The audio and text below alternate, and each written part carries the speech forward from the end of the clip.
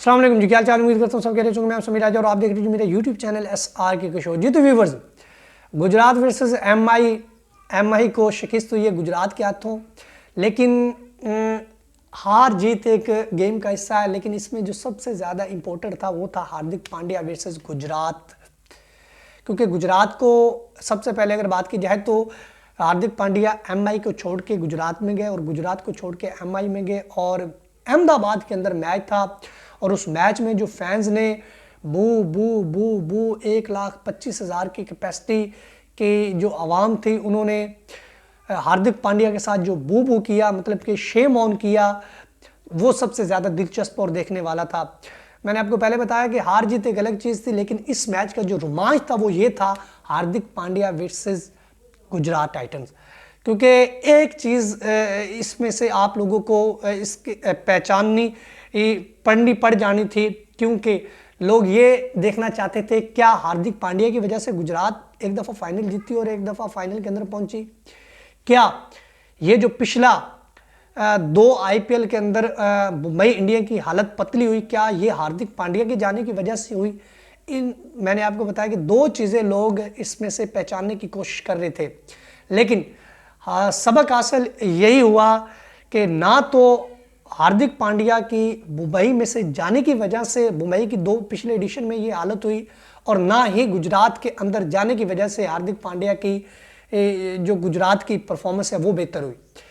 क्योंकि पहले 2 एडिशन के अंदर नई टीम बनी और इजीली वो जीत गया, फिर फाइनल में गई, फाइनल में जाके वो हारी। तो इसका ये रिजल्ट निकला कि गुजरात की टीम ने खुद मेहनत अच्छी की थी, सब ने मिलके, सिर्फ और सिर्फ हार्दिक पांड्या की वजह से नहीं हुआ था। हार्दिक पांड्या, आपको पता है कि जब से मुंबई इंडियन के कैप्टन बने उसको बहुत ज़्यादा तनकीद का सामना करना पड़ा, क्योंकि हर दिल अजीज़ रोहित शर्मा मुंबई इंडियन के बड़े ही जिसे कहते हैं कि एक वो प्यारे दुलारे कप्तान थे, और फिर उसको हटा के हार्दिक पांड्या को बनाया तो मुंबई इंडियन का मोराल डाउन हुआ। मुंबई इंडियन की जो हाइप थी, जो उसकी आप कह सकते हैं कि एक उसकी जो एक शख्सियत, एक जो उसका मोराल अप हुआ था वो डाउन हुआ। और फिर रोहित शर्मा, आप सबको पता है कि इंडियन टीम के कप्तान, फिर मुंबई इंडियन के लिए बहुत कुछ किया हुआ, बहुत टाइटल जितवाए हुए बतौर कप्तान, तो उसको हटा के हार्दिक पांड्या को बनाने का जो फैसला वो उनको एक उनके गले में फिट हुआ। और फिर जो सोने पे सुहागा हो गया वो हार्दिक पांड्या बतौर कप्तान एमआई को जितवा नहीं पाए पहले मैच के अंदर, और वो भी स्पेशल उस टीम के अगेंस्ट जिस टीम को छोड़ के वो दोबारा मुंबई में आए थे। बड़ा लाजवाब किस्म का और दिलचस्प किस्म का मैच देखने को मिला, क्योंकि हार्दिक पांड्या वर्सेस गुजरात बड़ा तगड़ा मुकाबला था।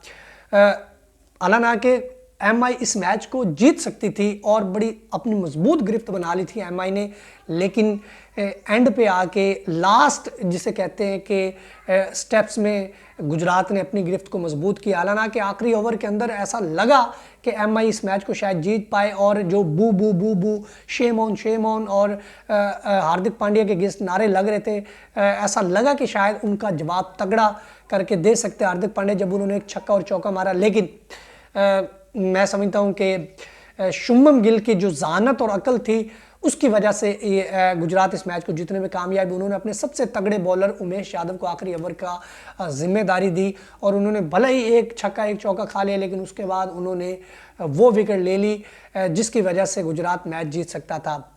सबसे ज़्यादा जो तारीफ़ के मुस्तहिक हैं वो हैं इस मैच की, अगर बात की जाए तो वो हैं कप्तान शुभमन गिल, क्योंकि उन्होंने हालांकि अमूमन आप लोग देखते होंगे कि एक जो टॉप का बॉलर होता है किसी भी टीम का, वो पहले पावर प्ले के अंदर 2 ओवर करवाता है, लेकिन उसने जो सबसे ज़्यादा ज़हानत वाला काम किया वो अजमतुल्लाह उमर जई को मुसलसल तीसरा ओवर दे के पावर प्ले के अंदर इस चीज़ का ये शो करवाया कि he is the very very talented and intelligent captain.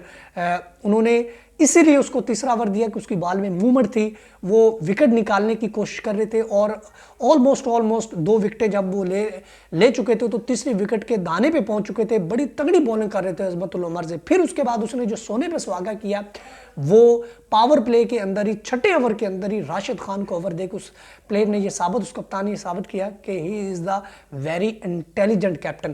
क्योंकि आप सबको पता है कि पावर प्ले के आखिरी ओवर के अंदर कोई भी टीम जब वो बैटिंग कर रही होती है तो वो कोशिश करती है कि इस ओवर को यूटिलाइज किया जाए, या मतलब कि इस ओवर के अंदर 2-3-4 बाउंड्री ली जाए, क्योंकि पावर प्ले का आखिरी ओवर है। फील्डर जो कि 9 फील्डर होते हैं वो दायरे के अंदर होते हैं और 2 जो फील्डर होते हैं वो दायरे के बाहर होते हैं।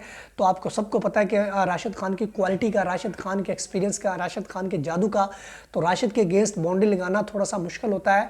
तो वो भी उसकी एक जहानत की एक मिसाल थी कि उसने बिल्कुल मौके के ऊपर चौका लगा के छठे ओवर के अंदर भी उसने बड़ी अपनी ज़बरदस्त किस्म की जहानत इस्तेमाल करके राशिद खान को लगाया। तो ये वो छोटी छोटी चीज़ें होती जो आपको अपना जीत की तरफ लेके जाती, उस मुकाम की तरफ लेके जाती है जो आप हासिल करना चाहते हो।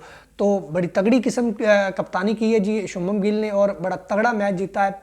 और मैं समझता हूं कि हार्दिक पांड्या इस सारी चीज़ों को डिजर्व करते थे, क्योंकि जिस तरह से उसने पहले प्रेस कॉन्फ्रेंस कर दी मुंबई के खिलाफ, फिर उन्होंने गुजरात के खिलाफ कर दी।